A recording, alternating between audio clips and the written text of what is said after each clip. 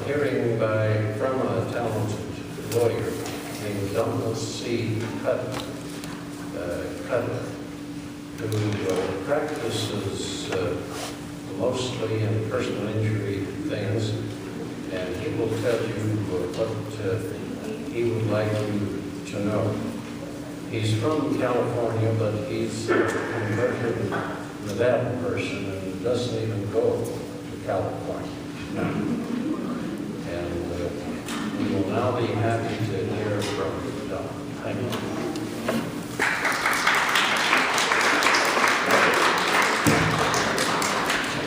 Thank you, Your Honor. I'm going to speak today on juries and jury services. I asked some judges that I know, including Judge George. Can't hear me? Okay. Is that better? I asked Judge George and other judges that I know for some quotes, some things about juries and why they're important. And Judge George pointed out to me that if you come into the building and the rotunda out there, there's a quote from a modern jurist, William Rehnquist. And Judge Rehnquist, as noted in the rotunda, says, "The cornerstone of the American judicial system is the trial court, in which witnesses testify, juries deliberate, and justice is done. We, as attorneys, need jurors to come in and evaluate cases for us." If any of you are familiar with Judge Cherry, which after justice, so you know what I put out is some information. In my original outline, I said that's going to be really boring, so I'm not going to do that. And some information regarding who our jurors are supposed to be, what the qualifications are, and what jurors are exempted from service, what people are exempted from jury service. But one of the things in there is a quote from Michael Terry, one of our Nevada State Supreme Court justices. And Justice Terry says, "A very favorable benefit of our system of jury trials is that every litigant, whether in a civil case or a criminal case, has his or her fate determined by persons in the same community where the litigants reside." And what that gives us is how we think about things in justice in Clark County is different than maybe they do in Reno, and different than they do in Elko, and different than they might in another state. So we want our peers to evaluate our cases. Once you get reformed, if you ask to serve jury duty either online or in person, and they're different from the federal and state courts, and that's what I put into this document that's on your desk, and some extra went back there. But you fill it out, and it's for two purposes. One is to determine whether or not you're qualified or exempt from serving as a juror in Clark County or in the federal system. The other is to provide information to us as attorneys and the court as to who our jurors are, who the potential jurors are. So they ask you questions such as, have you ever served on a jury before? If so, did you go to a verdict? If you came to a verdict, what was it? Was it a civil trial or a criminal trial? And we come in at the end, after you've done that, and you pick a jury. Now, what do I want to do when I pick a jury? I want to have a jury that's going to be favorable to my side. The other attorney, of course, wants a jury that's going to be favorable to his side.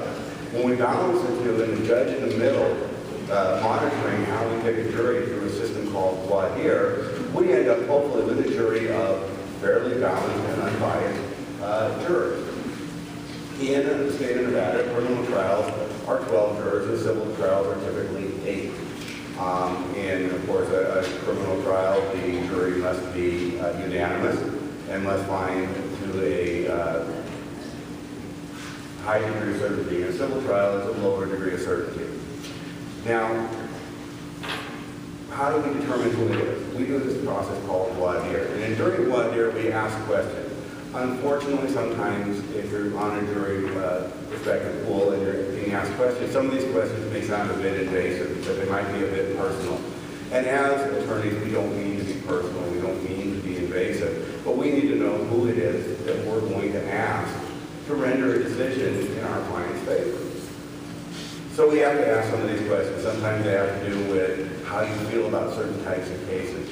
If you've ever been a victim, and if it's let's say it's a criminal case and it's dealing with an assault or a rape, whether or not you have experienced any of these things and horrible events, would be important for the defendant to know. Are you going to be biased against him or prejudiced against that defendant because of your prior experience? So we asked several questions and then we qualify a jury.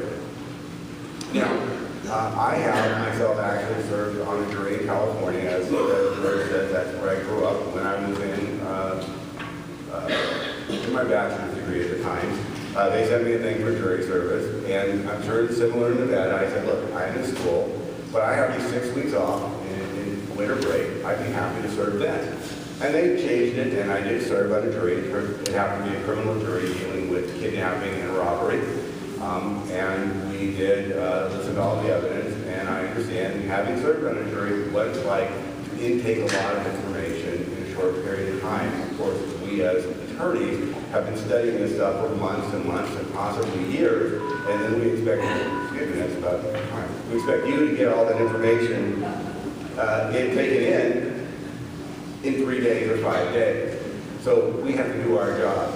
Now, one of the changes, and I'm going to try and wrap up here pretty quickly, one of the changes we have now in the state system, and I believe in the federal system, is that jurors are allowed to ask questions because we want jurors to know and understand the case. So a juror can ask a question, and the judge can say, yes, this is an appropriate question or not, and the question will be asked that way the jurors are clear on what information has been presented to them. A couple of things that you should know, finishing here before the band comes on, is that when I'm performing my job as an attorney in a trial, I'm not allowed to talk to the juror. So if I'm walking down the corridor and the juror says hi to me, I just have to walk right by them and not pay attention to them. It's not offensive or anything to them, it's just that the rules say we don't want to be any appearance, we don't want there to be any appearance of impropriety.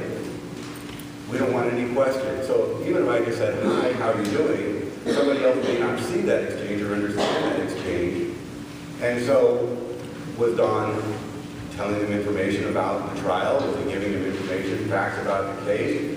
Was he passing a little money? We don't want to have any kind of questions. So one of the rules is the litigants, their attorneys, and the judge don't speak to the jurors during the trial. Afterwards, great, we can speak all we want to them.